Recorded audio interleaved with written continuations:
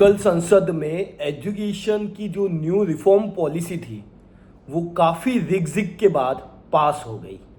नरेंद्र मोदी जी ने राहुल गांधी से ऐसी कुछ बात कही जिसके बाद उनका जो विरोध था वो स्टॉप हुआ और पॉलिसी लागू हो गई।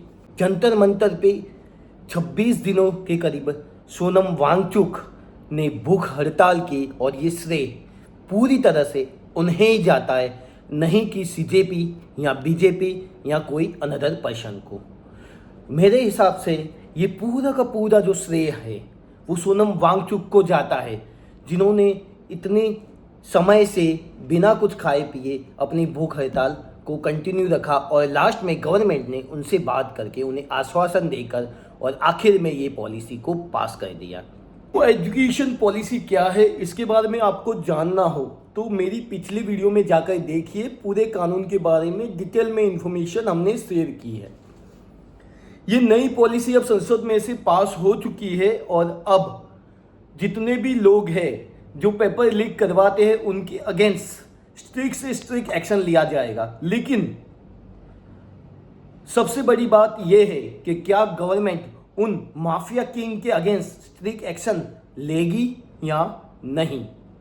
सबसे बड़ी बात, कानून तो बहुत कुछ बने हुए हैं, बहुत सारे कानून बने हुए, लेकिन उस कानून को ग्राउंड पे लाने के लिए जो सहयोग चाहिए आम जनता का, जो बिना करप्शन वाले ऑफिसर चाहिए, वो सब कहां से लाओगे।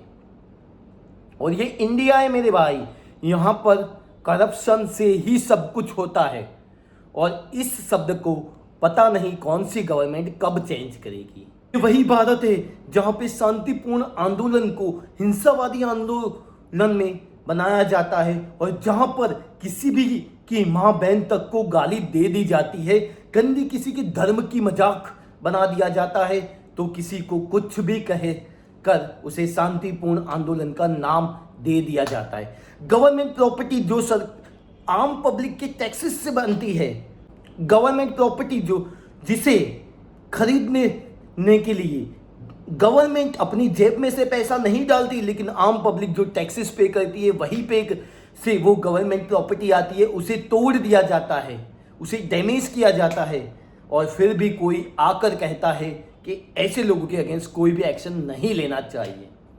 नरेंद्र मोदी ने संसद में साफ कहा कि जो ये पॉलिसी लागू नहीं होती है तो मुझे बेनिफिट होगा, मेरी पार्टी को बेनिफिट होगा, लेकिन जो ये संसद में से ये रूल लागू हो जाते हैं और नियमों और पॉलिसी में बदल जाते हैं तो वो केस में ना मुझे फायदा होगा कुछ, ना आपको। तो आप ही अब डिसाइड कर लीजिए कि आपको मेरा फायदा करवाना है या नहीं। इसके बाद काफ़ी वोट पॉजिटिव मिले और संसद में से ये रूल्स बहुमत के साथ पास हुआ और अब इसे जल्द ही ग्राउंड लेवल पे लागू कर दिया जाएगा।